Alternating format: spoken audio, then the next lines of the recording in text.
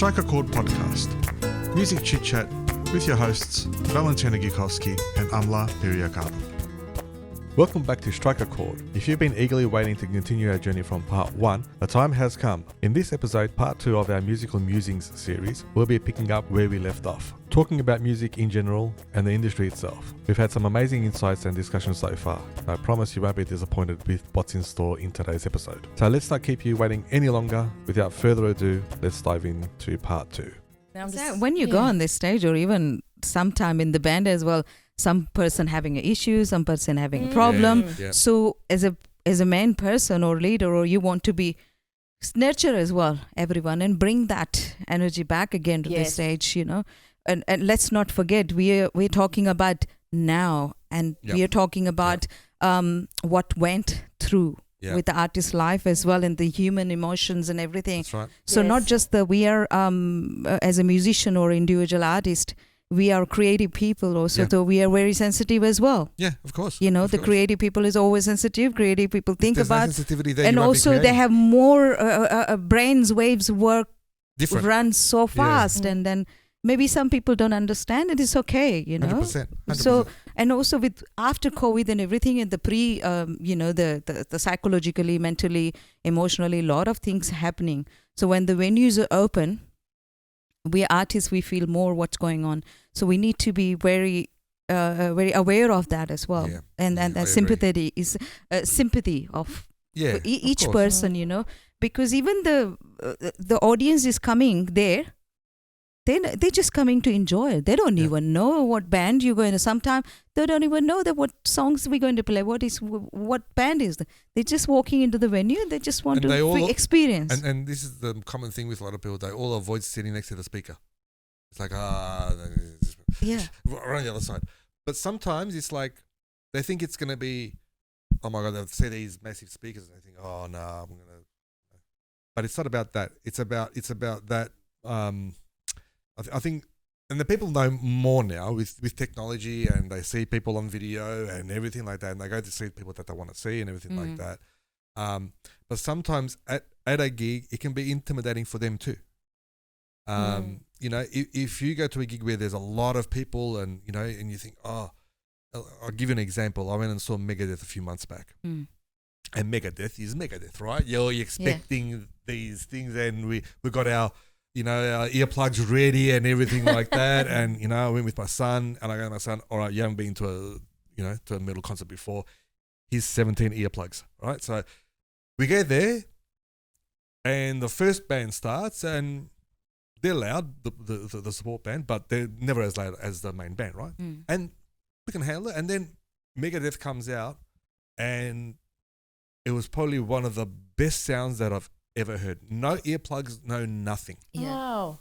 And this is at I think Rod Laver Arena, right? So you're expecting Megadeth to come out and just shoot your ears off. But it was so well engineered and audio engineered, and everything was really, you couldn't hear any distortion apart from the guitars, but that, you know, that distortion that you get from too much, you know, peaking. Crossing of frequencies. And you know what? My ears weren't ringing afterwards. Oh, wow. You know, they were loud, but they were clean. It was really, and this is also people, you know, when they see everything set up and they think, oh, this is going to be a loud gig, you know. For example, when you set up, it's like it's big, but it's not going to pierce your ears, right? Yeah, I mean, we've had our share of hearing strain on the ears. Like a couple of our members have hearing loss and that, and tinnitus, whatever it is. Tinnitus, and it can be challenging. But I think it's always when you go and see a gig with great sound. Actually, funnily enough, I saw a few years back Roger Waters at the same venue. I think Rod Laver. That was one of the best sounding. Yeah, well, it's Roger Waters. That's true. Yeah, the production was just exceptional, and it was one of the best front of house systems. But yeah, I think you've just again reminded me of another thorny issue, and that is sound on stage. Like particularly, I think we're both singers as well. Thank you. And you sing as well. Yep. Can't remember if you sing. try to sometimes. Yep. Okay. Yep. Me too. We've got something in common. So it's like you struggle sometimes with the fallback. That's always the biggest problem. Is fallback, particularly. Exactly. You're right. Yeah. You're right. It doesn't matter how soft the band is. Sometimes it's, depending on the venue, you just can't hear yourself. Well, this is why some people have in-ears, right? And when they have in-ears, like I've tried in-ears, I can only handle them maybe for half a set. Because then I get pain in my ear. Like I don't know why, but it just I don't know. I think one of the biggest issues I have is I know it's gonna sound a bit pretentious, but I really want to feel that vibe of amps and the crowd. No, I get that. Yeah, and I don't want that in-ear thing. Like, kind of, it feels like it's just gonna be like an annoying insect getting in the way. Like, I know it's might help me sing better. Yeah. But I feel like I just want, like, I could do that at home with my headphones. Like, it's like, you know, but I totally get the advantage of why people do it. But I haven't made that leap yet because I'm a little bit worried it's gonna kill the vibe or something. I don't know. I think there's a place for them if you're doing a big place, right? Big venue, and it's a big stage and you got the fallbacks there and whatever, or you haven't got any fallbacks Oh. or the in-ears, but. The way I see, if it's a smaller type of venue, I always like to hear the front of house as well. So if I can get in front of those speakers and listen, I know it's an issue more of the times, but if I can get out there and hear a bit of the front of house, I think it helps a bit more.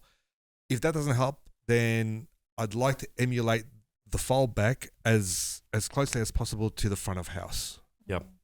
Where. You know, if I've got a bit of reverb, and stuff. if I've got a bit, I wouldn't mind that coming through the fallbacks as well. But mix. that's a whole different conversation, that's right? another. And I've had mixed experience. I've had in-ears for about 10 years, like professional molded. Two things, I think it does kill a bit of the vibe, especially from the front, like from the audience. And I find that it works well, say in a big sort of concert situation where you've got a set, you go out and everyone is doing their thing and there's not really much in the way of improv or anything like that. It works well. But where it's disappointing, you know, when you don't have in-ears, I think it's the caliber of whoever you're playing with. And one of the big measures for me, you know, as you mature as a player, it's not the shredding, it's not all that stuff, it's dynamics. Sure. And I agree. When I was really young, I got a lecture from my friend Refik's dad, who's since passed away. But this guy, he was this amazing jazz drummer. And when I met him, he was in his 70s. And we're doing a gig like, you know, 21, playing away. And he's like, in the nicest possible tone, pull me aside. He goes, I'm going to tell you this word. He goes, it's a French word. He's a Turkish guy. And he's like, nuance. And he just, you know, he's having a glass of wine and he lectured me on nuance. He goes, think of it as, you know, when I'm singing or speaking, you turn down. You know, it was just, it was all hand gestures and whatever. And I took that on board. And, you know, I mean, you can't do it for every style or for, you know, sometimes it's just go, go, go. But if you're playing with people who understand that concept of nuance and dynamics and all of that kind of stuff, it negates the need for any sort of in-ear monitors, even anything loud on stage.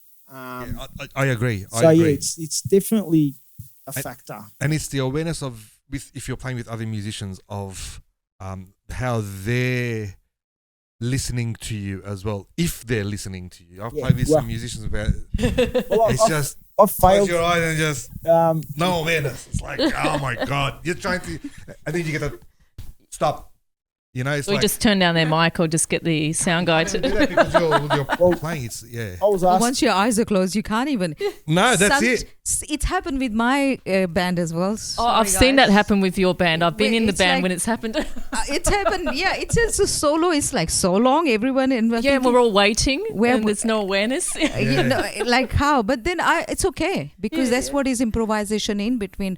Let them finish their journey where they're going into that, and it will come back. Separate. Like they'll become aware of everything. There are some musicians that are not aware of anything from start to end, even before they enter, before they go on stage, and they still haven't got the awareness when they're at home.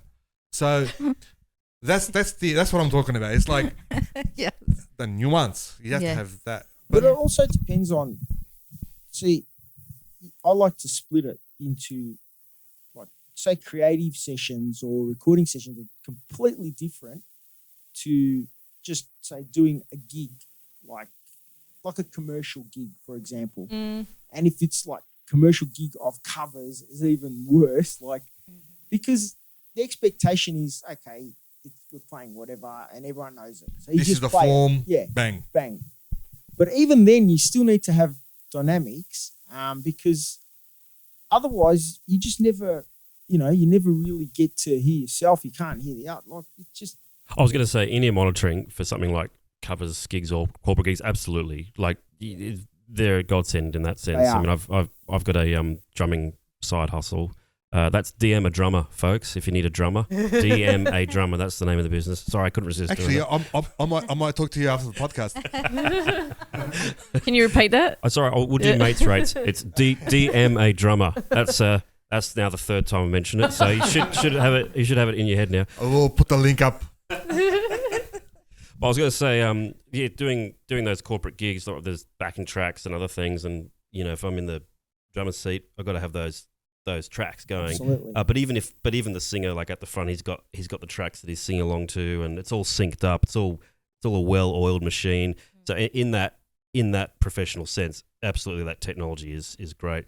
I think for me, where the limitation lies is the originality. I want a bit of that. I want a bit of that grit. It's not just in-ear monitoring, but other things too, like that ambience, which is a bit of a nebulous term, but again, that's related to the dynamics. Absolutely, yeah, dynamics. So that's what you're expecting on stage, and what your expectation is for it to sound like I'm actually playing at the moment.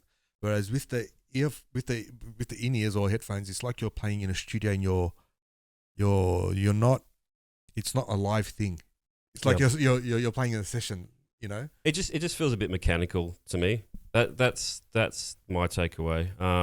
But the dynamics thing, I mean, some of the best gigs I've done have been where there has been almost no fallback. I know we've just talked about the limitations of not having good fallback, but I mean, the venues where they can't even mic up the amp. Just the back line. Yeah, it's just literally just playing on stage. A stage. It might just be level with the audience. We've done a few of those gigs. The corner, yeah, or maybe on top of a piano. Maybe on those gigs have, yeah. Well, I should say pressed up against the piano, like just kind of back. With a piano player, you're on top of the piano with a piano player. The jazz sort of style. They're sitting on the piano. Sitting on the piano. Yeah. With the big glass. I don't have the legs for it. But, but I was going to say the limitation of sometimes these bigger. See, we've played gigs where there's bigger stages and really professional setup, and it sounds great, but then we're almost a little bit intimidated because we're not used to that big sound. It sort of lacks a bit of intimacy. But then we do these sort of smaller, intimate gigs, and they're often a lot more fun because we're often having to gauge our own levels in a good way, and it's not just like this one thing where we're sort of adapting, but also you get natural reflections, you get all this sort of stuff. Yeah, so there's pros and cons, but I think sometimes people invest too much, and I can say this as well as someone who also is a bit of a tech head, but sometimes we invest too much in the professional thing. When we go back to the 1950s, like there was nothing. Yeah, there was not so much. People are just sitting there and enjoying it, and with the we call jam. But the venues sitting were down. Then. There. The venues were different then. There was no sound or anything. There was no fallback. Just the one microphone is given to you. Especially old auditoriums and theatres. They had a lot of different. A lot of natural reef. Yeah, definitely. And that plays a part. Everything plays a part when you're playing. The sound, if it's a good sound, you'll play well. If it's a sound where you can't hear yourself or you're struggling to hear, or you're going to be playing harder to produce that sound, and you're not going to be able to play how you play. You're going to play as something totally different.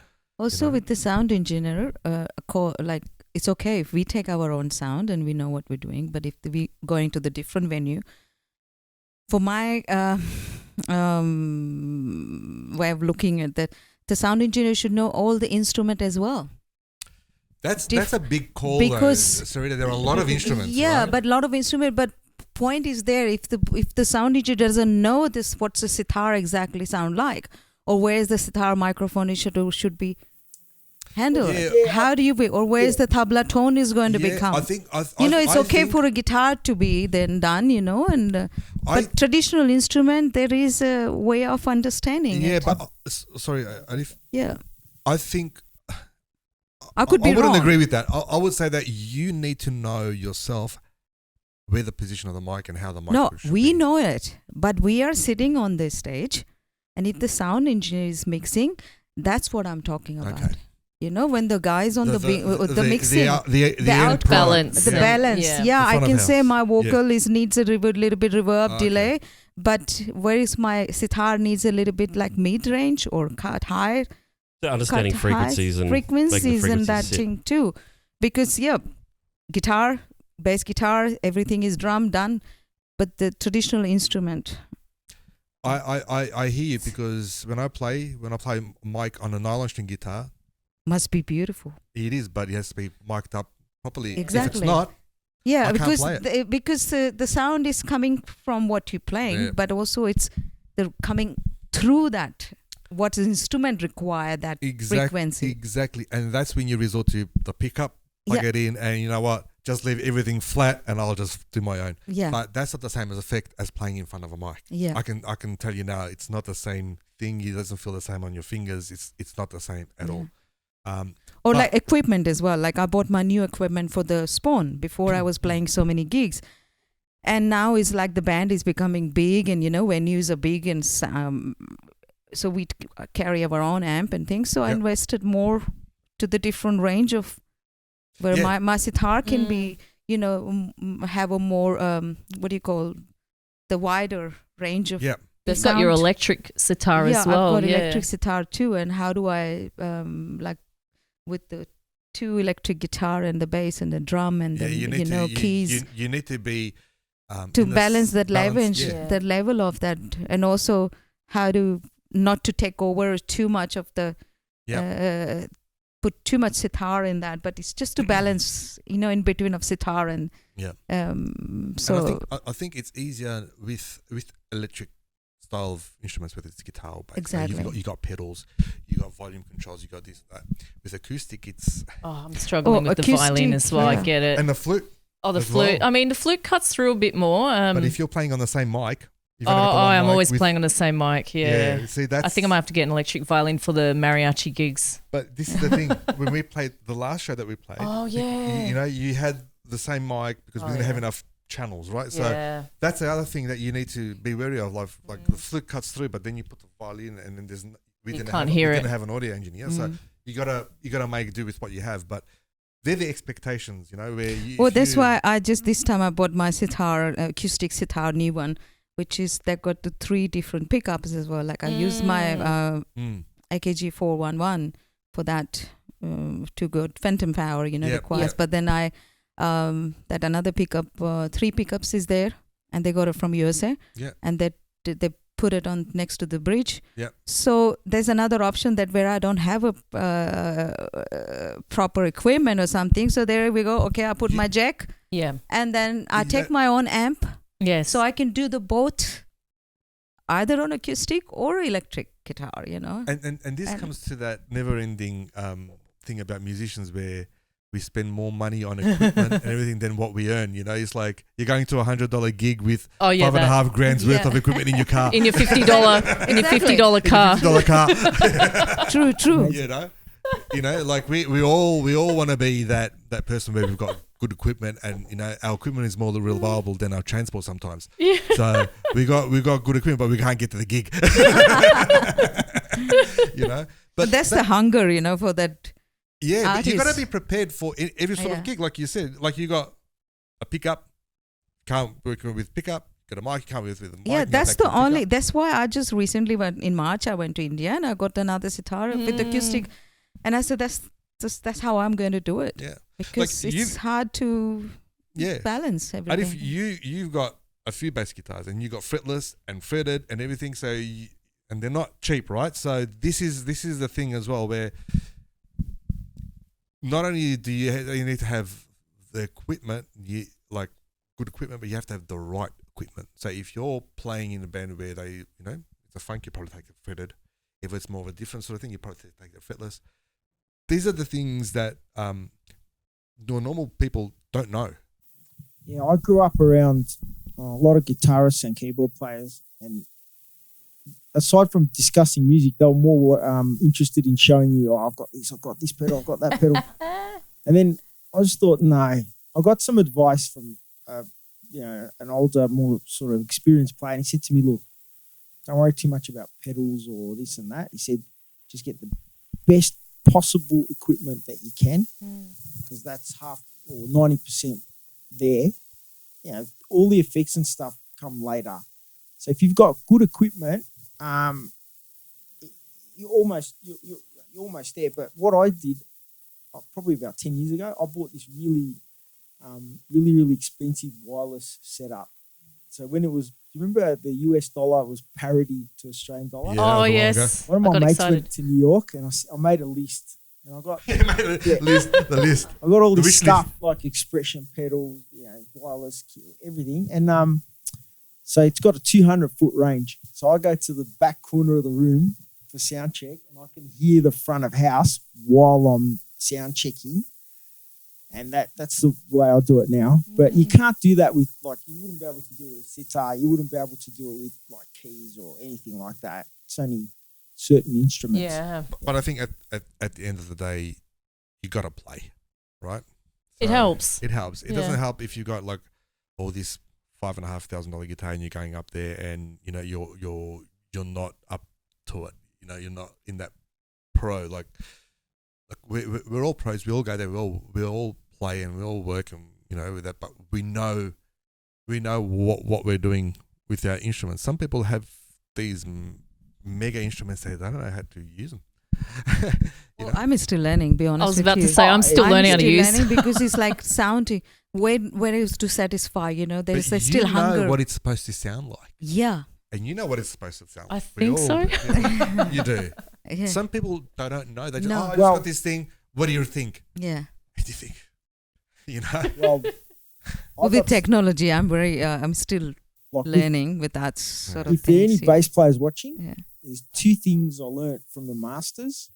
So one is, a lot of people misplace the sound on stage for the front of house. So in other words, if they're coming out like really raw in the foldback, no effects, nothing like that, they think that it's like that in the front house. So you have to have a bit of faith in the front house, because if you start mucking around too much with your tones and stuff, then when it comes to everyone playing together, it fizzles.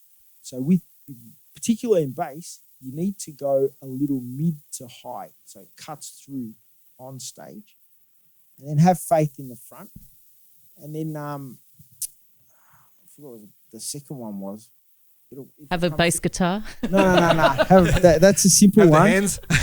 Oh yeah, no. If you want to get fancy, so because it's basically a mono instrument, but a lot of people do things in stereo these days.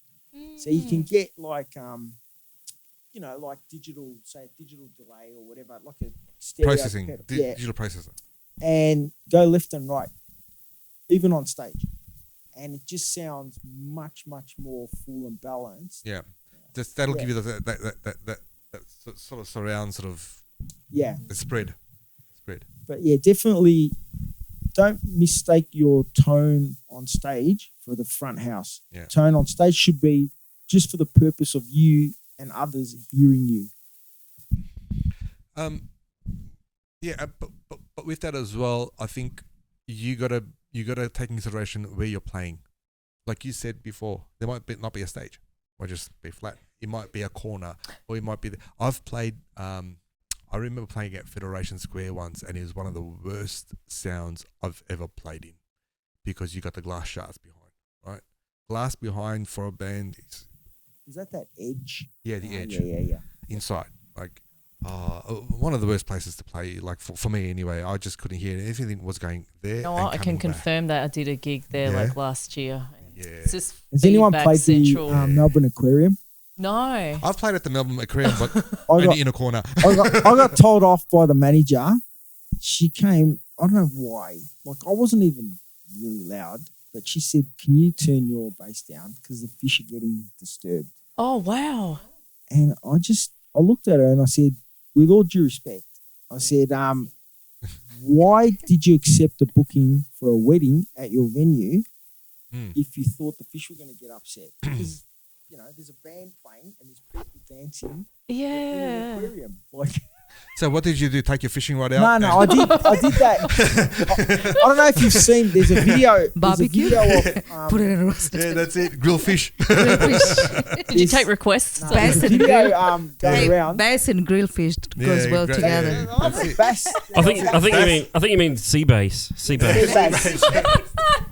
There's a video of this session guy, Leland Sklar. Like, he's played on a lot of albums. Look, he looks like the ZZ Top guitarist. Yeah, he's got the long So beard. he's got, Yeah. I can't remember which brand it was, but he's got this amazing bass, right? It's got all these like switches and whatever.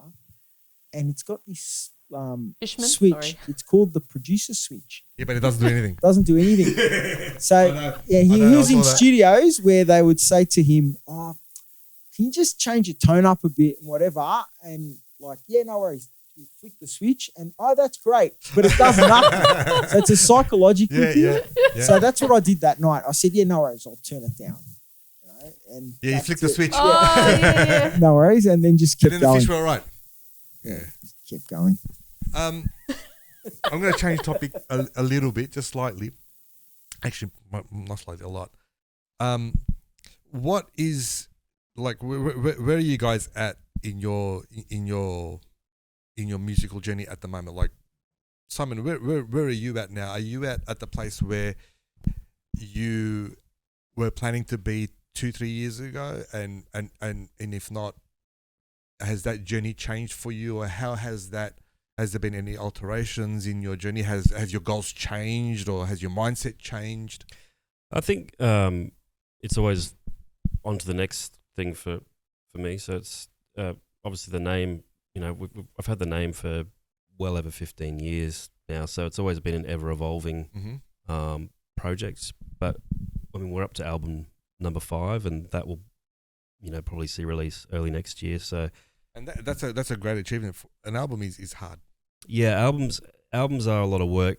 I kind of see it like painting. You just, you come back to it. You might leave it for a few days, then you might get rid of one bit, and you're just constantly refining it. Or you throw it out and you start a new one. Well, you throw it out, which has definitely happened before, especially with individual songs. But with this album, it's kind of come about from not just the COVID sort of the post-pandemic landscape or post-lockdown landscape, but also just a few kind of massive speed bumps in my life in the lead up to COVID, and so it's kind of got that thematic element, and really sort of drawing from that each time I'm working on something is what has happened in the last few years. So it's a little bit like there's a bit of that voyeuristic diary element, but also it's very there's enough distance, so to leave it, But yeah, I guess I'm not really. It probably sounds it probably sounds slightly pompous, but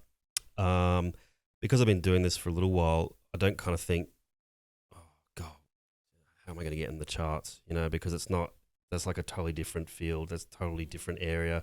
It's like, forget that, and also the times have changed. But you've set that expectation for yourself already, right? So on a personal, on your journey, if you say to yourself, all right, like in about a month's time, I'm going to release this album, and my goal is to do a launch and get a few gigs and get more gigs. How does that pan out in reality? Has that been? Have you had that sort of a plan, and has that panned out for you? And if it has, has it been positive? Yeah, or negative? I think so. It's just that little steps. Each time we release an album or we release something, it feels like there's a little bit more the recognition of what we do, or people like the songs better. Yeah. And then I kind of feel like we're improving as a unit, and the work's improving. So we just keep chipping away. I don't sort of approach it like, God, I need, gonna need some more followers. Like, I'm gonna need some more of it. I mean, that would be nice, but it's like I'm trying to create the best work possible. and then everything else hopefully will grow from there. But it's tough these days. It's tough to get exposure, and it's tough to. There's a lot of this payola thing going on, which concerns me, and in street press. And again, I'm very careful not to name names, but just avenues to get your music out there. It's like, I think what concerns me is that it's becoming a really middle class pursuit. Not that there's anything wrong with that in terms of middle class pursuits, but it's the fact that we're shutting out people that don't have the income to fund their own musical career because it's so bloody expensive. That's been around for a while though. That's true. That's been nothing around new. for a while. That's it's just that it's nothing getting. I think it's getting a bit worse. That's all. And that you touched upon with all social media and followers and everything like that. That is these days first and foremost before you're even a musician. These days, if you want to put yourself out there as an independent artist and as a musician, it's very important to have all these followers and this and that, and even venues now are looking at how many followers you have and whether you can fill the venue or not. Yeah, before it used to be a bit more quality. Before it used to be, oh, you know what, I'm looking for this type of musician. Yep. People are going to come. Now venue is asking, recently it's happened as well, because you have more followers and things. They have the venue, but they can't bring the audience. So that's what they ask us to, can you push it and followers? But that should not be the case. That should not be the case because I think artists needs to believe alone. And in my understanding, yes, we do a good job and things, and we're trying to do. But nowadays, there's a lot of pressure on the artists as well to do, or venue is giving artists pressure as well, which is I think this is not my kind of thing, you know what I mean? But on the other side, and this is this is a conversation I had in one of the other podcasts with Nicola about venues are also struggling, right? So we need to help each other. I understand. We always have to help each other. Always have to help each other. But then there is a point where artist needs to be focused. Okay, I understand you need the sound equipment or whatever requirements is there. But then, not now, but in 6 months of last year as well, that pressure was there on me, or a lot of us, I'm not just saying me, that we had, and we faced it as well. That they just push it out there and push it out there, show it on the social media and this. But then I understand if people want to understand, they will come anyway. Yeah. I don't understand if I have 1,000 follower, if I have 2,000 follower, they will come. Yeah. As long as I'm satisfied with what I'm doing. But that's hard. And I think that it's hard. And that plays with the musician's mind, because if I don't have anyone come to the gig, I'm in a loss. B, am I going to get another gig after that? It's always that playing in your mind, but that shouldn't be the case. No, that should not be the case. I'm going to use Simon as an example. Simon's constantly doing gigs. You're constantly doing this, which is great. Yeah. And I think that is another thing of becoming that gig fit, and that you're overcoming some of those, those expectations and bit of stress, you're out there, you're playing. So. Either that, or I'm a major irritant on the scene and I'm a fly in the ointment and I'm just bullying venues into submission. But you're doing great, and I admire that. I really do. Thank you. That's very kind of you, Valentina. But what I was going to just say is, when it comes to booking gigs, because obviously, as I'm sure a lot of us are here, we're independent. We manage ourselves. I mean, not many people have managers. If you do have one, great, but that's always a challenge. Is number one, selling yourself, but two, kind of hassling venues and doing the hard sell sometimes. What I think is really important is the network, the helping each other out, as you mentioned, the community of musicians, as we have here today, but also just that thing if you find artists that you like you enjoy their music, then you play with them, and then maybe they'll invite you to play, and then vice versa. And you build it up that way. And I think in our case, we're kind of lucky, because sometimes what's been happening in the last few years is venues have contacted us, which is great for me, because in the past, I might contact 20 venues. I'm talking like 7 years ago or 5 years ago, whatever. Yeah, exactly. And then you're lucky if you get maybe one response, and that response is kind of, well, maybe. And then it's like, okay, God, then I'm going to have to pull a lineup together. And then I'm going to have to do this, that, which is fine. It's part of the course. But I think just having that awareness of, it's these guys. Like, I went into cafe the other day. I'm not gonna lie, it was a hipster coffee place. Like the most, with like a $7 coffee, the most pretentious place that has no milk, just coffee, black coffee, and it's it's been roasted in the fine plains of the Serengeti and squeezed through a 60-year-old man's loincloth. Super fine sort of stuff. Oh, this sounds great. No. Yeah, it's just amazing. It was amazing coffee. I was just chatting to the details. Yeah, a very detailed review. But I was just sitting there chatting to the barista, and we just got chatting about music, and then we both discovered that we're both following each other's bands on Insta. Really? And it was a weird connection to make, and I just a good connection. Nothing's a coincidence. Yeah, but it was like I recognised him vaguely, but it didn't actually click. And then I was like, oh, so we finally met it. But it was just nice because let's be frank, like Melbourne has a lot of artists, a lot of musos, and I think the problem is there's a lot of musos and artists, but maybe not enough venues. And I know it's going to sound weird because Melbourne's got lots of venues, yes, but not the right venues. I've got a comment about that, and I might have a solution too. But and this is what we were talking about, as I said with Nicola, in the last few podcasts. Venues are struggling and artists are struggling, right? I don't see the government struggling a hell of a lot, because there's all these governments and politicians giving themselves bonuses and pay rises and everything like that. When it comes to the arts in this country, it's very, very hard, right? It's hard everywhere, but in particular this country. Now, I have an idea where the government, to get these artists up and going, especially the young up-and-coming artists where they've just, these kids have just finished their VCA or Melbourne Uni or whatever, and they come out, they think they're going to be rock stars, rule the world, I'm going to be, top of the charts, whatever, right? They need to be fed that. They need to get out and start playing. These people who want to be out there and playing, they need to, as well as the people who have been there for a long time, right? So the way I see it is that these venues need to have some sort of support from the government as well, right? The idea I had is that the government has to have a big bucket, and I'm not saying about grants or anything like that, or whether you're eligible or anything like that, is that if you're hiring bands and musicians and artists, well, you know what? The government will pay X amount, like 75%, for every for every band that comes in, right? From that 75%, or from that, they all need to be local artists, and one artist has to be an up and coming artist, right? Originals acts, whatever. Yep. It doesn't matter. It's about feeding the young artists as well, but also having tiers of how much they get paid, right? Whereas you're not going to get paid the same as a pro band or pro artist, not going to get the same pay as an up and coming, right?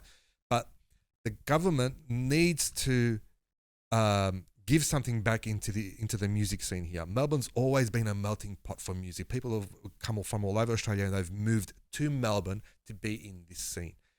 You got to feed that scene constantly. It's in a constant loop, right? People always want to go out and see a live band. They always want to go out and see something that's happening in Melbourne. That machine needs to be churning with all these funding that the government's giving for stupid things, right? That I've seen in the past, that can go to these music artists, and they've got, they should have a proper minister for the arts, not something that's just arts oriented and arts in a global sense. No, it's arts, it's music, it's sculptures, it's other sort of artists, it's whatever it is. But the music scene is what keeps Melbourne going from a nightlife perspective. Whether you're a band, DJ, whatever, right? It's about the music. If the government puts in this plan where the venue just applies for us, saying this is what we have for this coming month, right? These are the bands have, and this is what it is. 75% of the wages is going to the venue, so they can pay for the bands. For the band, exactly. Right. So I can see it going. Yeah, like corrupt very quickly. Look, it's an idea, right? Yeah. Of course, there's going to be governance around Yeah. it. Right, but that's the gist. Yeah, There's going to be of course. governance around. That's for But sure. it's not the art minister. We don't have a culture minister here. I don't know what we have, but it doesn't It's seem like we like- have anything, right? Yeah, because any person who were like in India, you can go to the art culture minister and talk to them about. Oh, look, in Europe, it's the same thing. They've got here, a proper. I don't know who do I go to the directly to talk. Yeah, Indian consulate or Australian consulate. Yeah, we can go to them. But where is the specific person who can Exactly. where we as a panel can go there where is that and talk to them? That government body, right? Yeah. So and I think this is a good idea. Of course, there are a lot of variations to it and a lot of variables in there, and there's governance and all of that. But if you employ someone within the government that knows about the music, and I'm not talking about these not-for-profit organizations. I'm not talking about that. No. I'm not talking about grants. True. And I'm not talking about just the general person can go and understand. Okay, he's my art minister. He's my cultural I'm talking minister. about specific music orientated people that have been in the business for a long time, right? Exactly. And that money, right? There's money allocated to it every year. Like there's money allocated to infrastructure and all that bullshit, right? There should be money allocated to the music sector where, all right, you know what? We're going to pay venues this much money, right? Where 75 or 80% or 80%, 70% goes to the band, the extra goes to the venue, whatever. You're right in that sense, because that way it takes the pressure from the venue and it takes pressure from the artist as well, because the artists deserve pay as well. Exactly, and it gives a bit more that boost to the musicians who are struggling. Music and venues is the only way. Like, of course, apart from sports, we spend so much money on sports and this. But let's be honest, people go outside evening to have a couple of beer, and to listen to nice music. And look, we as a musician and as an artist, we need to work together with the venues, right? So the venues. At the moment, they're looking at how many followers you have, how many people can you bring, right? So it shouldn't be that. It should be how many people can we get together for this night, all right? And it's a collaboration, not only of music, but For me also, when somebody asks me, I won't mention which venue, but there's heaps of venue. They ask the same thing: how many we need to? Can you bring audience? You have that follower? And I said, yeah, I have, but I can't force people to just come to the gig if they want to come, because they've seen so many times. But that should not be the case, because it's just it's for me, it's like, okay, I've been in India and I came here 5, 6 years, 7 years now, but still I just feel like, is it? Do we really need venue needs to be asked us to bring that? Yeah, I think that a venue, if it's good, the venue also has a responsibility in selling itself. Like there's a really good you folks might be familiar with. There's a really good burger joint in Brunswick East called Be East. Yep. Right? Oh yeah, I played it there. I played there. Yeah. They have obviously Beautiful. live bands. But you see it's got its regular clientele. Like some nights might be a bit quieter, but it's like that venue is that was my local when I lived in the area, and it was a lot of people's local as well. And I guess it was the same when I lived in Brisbane. We had similar venues like Rick's, where it was free, and people would just go in and see live music like 7 nights a week. It was, and it was always guaranteed a crowd. And I think those, just my personal perception is, those are always the best sort of venues. The venues that have a few things going on, they're free. I think where venues run into trouble, this is my experience, is where they have this approach like, all right, we're a venue, then we've got a band room out the back. But to get to that band room, you've got to pay for that band room. That don't work. Yeah, that is a model that's flawed. Or you've got a venue where literally at the front door, you're out on a Saturday night, you're walking around, there's a band playing there. You get to the front, sorry, that'll be $20 to get in. Well, I don't know this band. Well, do you want to check it out? Well, I don't know, I've got $20, or could I go to the next bar and get a drink? Yeah, there's nothing wrong with doing that if you want to run your venue like that, but I think it's a flawed model. Sorry, and this is why I think this idea will cover that at least. Yeah, that's a good idea. Absolutely, no, and the other thing too, which I've recently experienced, is I've I mean, I run my own business where, if someone wants my services, the way it usually works is like, okay, how much do you charge for this? And you give them a price. But a lot of these venues say to you, it's $20 or it's $15, right? And then, how many people? Like a set price. Yeah, and how many people do you fit in there? 100 people. So, like, I play in a 9-piece soul sort of acid jazz funk band. Now, even if we fill out that venue, say at $20 with 100 people, that's $2,000 divided by 9. Plus and you probably pay for the engine. You won't get all of that too. No, you don't. You got to pay for the sound guy. You got to pay. I mean, I quite often spend more money on drinks when I'm there than what I get paid. Yeah. So, it should be the other way around. It should be, okay, well, if you're confident that you can fill this place out, then how much do you think your band's worth? Okay, $80, $50, whatever it is. Then, but you're definitely right about also the band room concept. It doesn't work. But if it's free, people will come in and they'll drop that $20, $50, $100 at the bar anyway. That's how it used to be. Yeah. Many years ago. That's how it used to be. Like, and that was where people would do the hopping, the bar hopping. Where from here, from there, they'll go and see all these. And that was Melbourne. And the musicians were being paid, right? And that's where even from a Thursday to a Sunday, you could go out. And even, but the Thursday to Sundays were the main nights where people would go out and they'd go from one place to another. They'll go and see this set there, that set there, that set there. And there wouldn't be any cover charges. I'm talking about a few years back now, but that's where the heart and soul of Melbourne was. But musicians were getting paid as well, So I don't know whether there was more money involved, people paying, more people going out.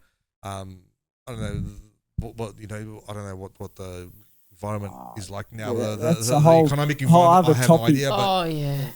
But that was the period where you go out and you see a band, and people really weren't expecting to pay a cover charge, or they just wanted to go and see a band, and the band was paid from the venue. But how much the venue was making, I'm not quite sure. But there was sort of like a set price of how many what bands would get how much, right? Now like I'm resorting to hiring my own whole place now to make my own gig. I have to hire out the whole place because I've got a niche style of music, right?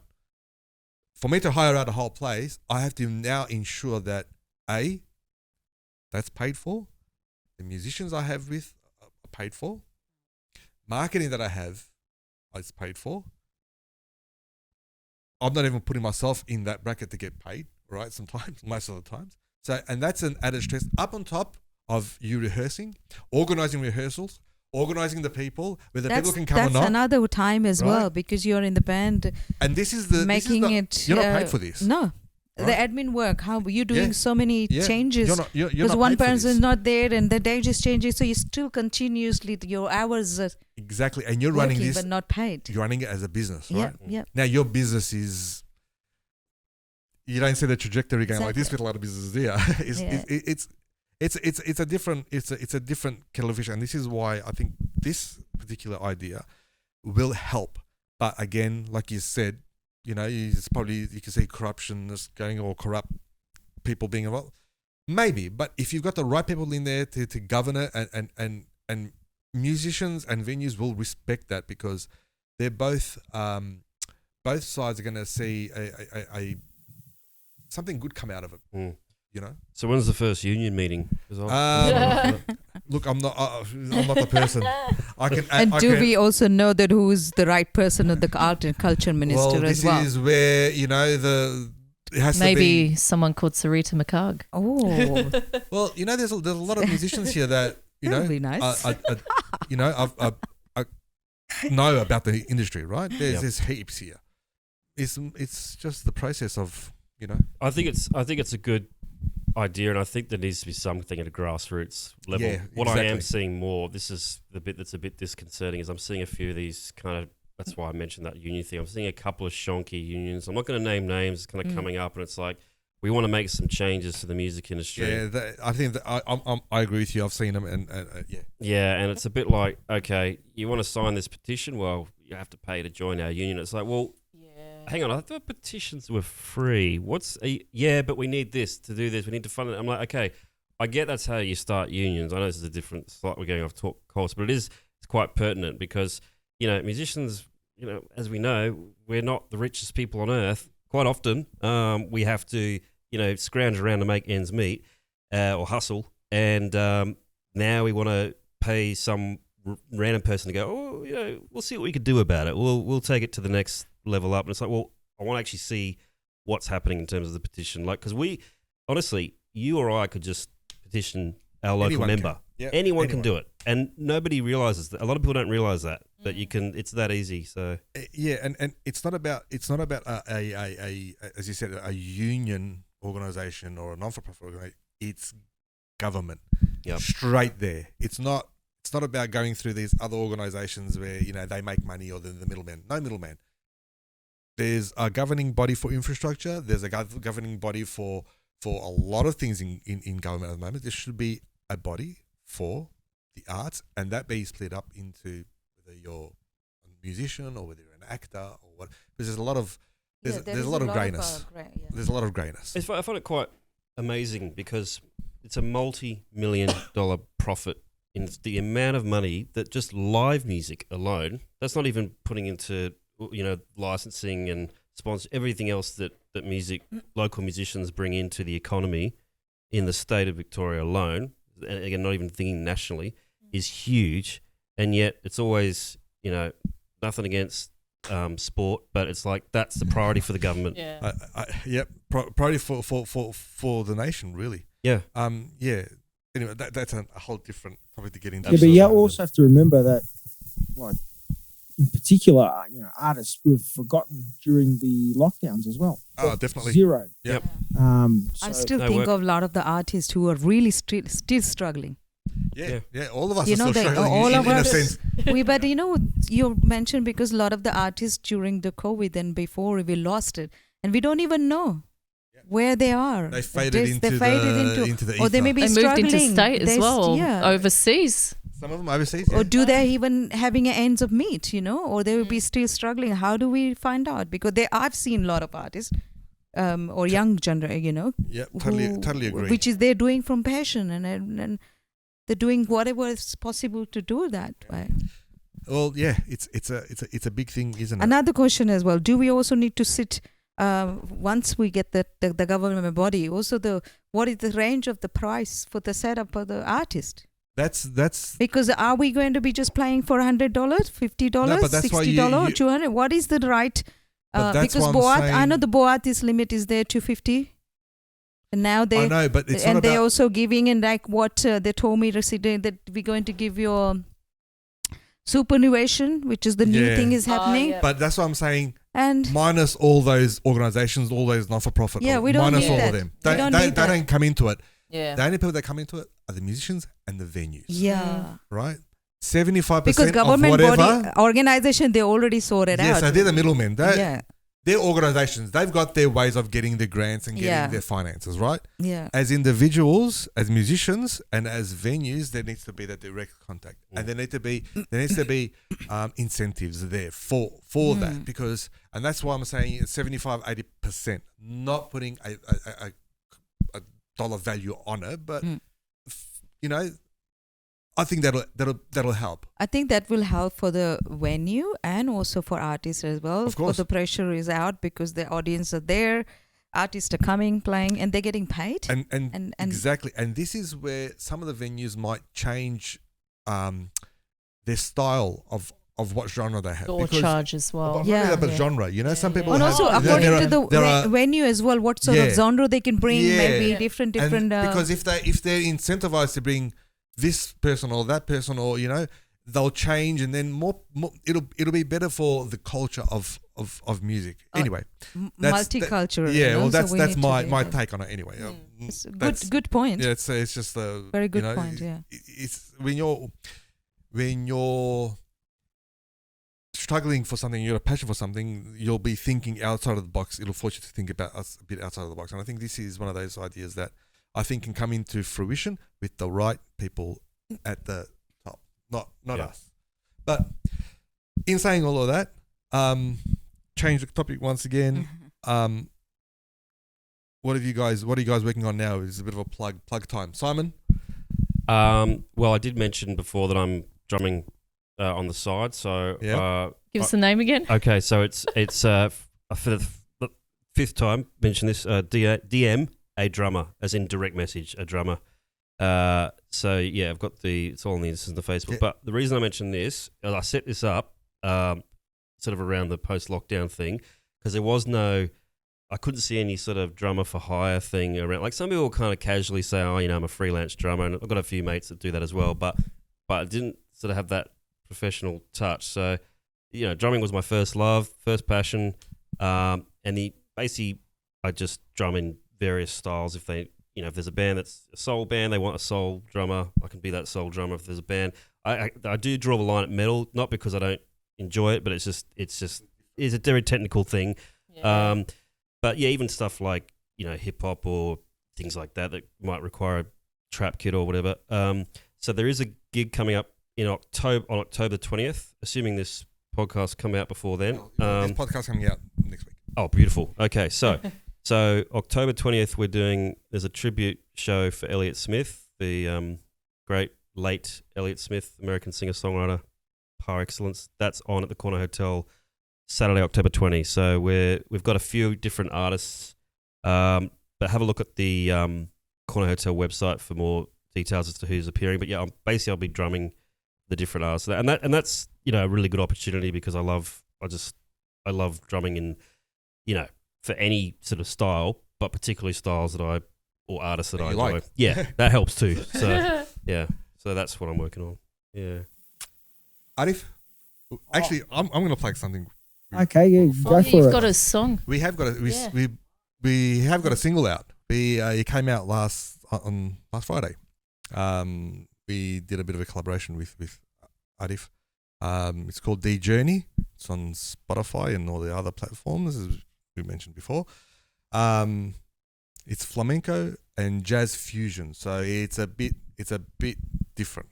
But I'll put the links up and everything like that. But that's what we've been working on together. We're also working on a different project which we need to get back into. Yeah, some more original stuff. Yeah, but it's a mixture of pop and flamenco, and we're waiting on a young lady to come back from overseas. Yes. To assist us, Dylan. But you've got some Groove Runner. Yeah, I've got heaps. I'm sort of on cruise control, but I've got the 9-piece funk, soul, acid jazz. We've got some original stuff too. Groove Runner. Awesome, so we've got a gig on October 6th is our next one at Bergie's Band Room or whatever it's called. We're playing there. And then I'm doing a few concerts. Like a couple of big Turkish, like massive Turkish singers coming. So I've got the MD, amateur MD hat on for that one. And then I also play quite a number of other gigs. But yeah, I'm just in a happy place right now with trying to continually learning, obviously, but still my end game is basically to be able to play anything for anyone at any time. Yes. So that's the end game. Yeah. Goals. Yeah. So but yeah, that's it from me. Yeah. Sarita or Sarita? Sarita got so many things coming up. Okay, I've got the Helen is the director of the movie. The movie is called Auntie, and it's going to be shoot here in Melbourne, and also in India. Some scenes are going to be done in India. So I'm reading a script, so I need to write some music for that movie. Then another theatre project as well is I'm working with Nella as well together. It's called Mrs. Bean. You know Mr. Bean? You have so Mrs. Bean. Mrs. Bean. Great. So that's Wait, hang on. He had a wife? I don't know, but this the is lady with the glasses. From all the episodes. So this project I'm like thinking of it. Could be a sister that never married. So writing on that, some music. Then on the 14th, I'm playing with the the Boat is organizing in a brunch that in Upware. Okay. Yeah. So I'm working. Sarita Mcharg and her band is coming with, of course, Pentiliers and Jonathan Diamond, and Yuval Ashkar is there with me, and Manmeet, and so we're bringing that the culture of the songs from India to Greece to Arabic and Sufi music together, and some of my own tune as well. And so we blend together in a unique way with, coming out with especially Yuval and myself, we're singing some of the Sufi song as well, or, from Sindh as well, from Pakistan or Punjab, which is Sindh is a part of, still there in Pakistan. My own dad's songs, because I wrote the book as well. So that's right. From the book, I need to promote that. Then 15th, I'm playing at the Crown Casino again. I don't know if you heard that there is a very good motivational speaker coming from India as well. It's called Chetan Bhagat. He's coming, and he wrote so many movies, novels. He's a novels writer as well, and published a lot of books. So that's been happening on the Promenade on the 15th. Then on the 19th, the dates is going to come out, but I'm announcing anyway. It's probably happening at the amphitheater in Fairfield, I think. Oh, okay, that's a nice place. Yeah, and so that will be this afternoon with Sam Evans and Keir. Keir also is another very slide guitarist, dobra slide guitarist. Yeah. And then on the 21st, I'm doing at Echoes Festival, which is Leanne Hall. She's organized an amazing festival in Warburton. Hey, Warburton. Yeah, and so I'm working on that. Wow. Then I've got the Spawn is again. So Spawn is like, we booked till the March. Sorry, did you say it's called Spawn again? Spawn. No, Spawn. Oh, I just thought Spawn Again's a good name. Kind of sounds like a Bjorn Again, but like an evil version. So that's also is like lots happening, and then I'm teaching from home as well, because now I'm living in Faulkner. So I teach as much as possible I can give to the classes. So what are you doing next week? I'm going to check. You have to go through my calendar. People ask, you don't remember. We'll put all the links up. We'll put all the links up. I think my link is there on the Facebook, and you will put it up on the links. Yeah, we'll too. add it to the. Yeah, what do you got? You got. Mine's not so full. But you'll be quite quick. I'm gonna. I'll be the quickest. I don't actually remember the date, but I'll be doing a gig with Brandon Lee. He plays the koto. Yeah. That's my next looping. Right. We're going to loop some songs together. Wow. Not the same Brandon Lee that was in Crow. The Crow. Bruce Lee's son. No, he does get that reference a lot. I'm seeing you. He's coming tomorrow to have a jam. He's a lovely being. Back from the dead. Yeah. Feels like he never died. He's the black makeup on. Oh gosh. So I don't remember when that is. But yeah, I just don't remember. But it'll be in October. But that's my next gig. I'll do gigs with other people like yourself, but I don't remember when those gigs are. They'll just be and flamenco one as well. Yeah, so we got a show coming up on the 21st, which is sort of like a launch of my album From Earth to Sky. Yay! It's going to be in Sunbury, out in the north part of Victoria. So and also we've got the single as well, The Journey. I love it. It took me on a journey. Yeah. Journey through D. Yeah. Thanks to Arif. He's the one who actually came up with the name. Like, I love the name. It's great. Yeah. He goes, "Where are we playing it from? Which key?" I go, "From D." He goes, "It's a journey, right?" That's it. Yeah. The Journey. Oh, cool. So one more thing is coming for people who are really don't want to come to all these gigs.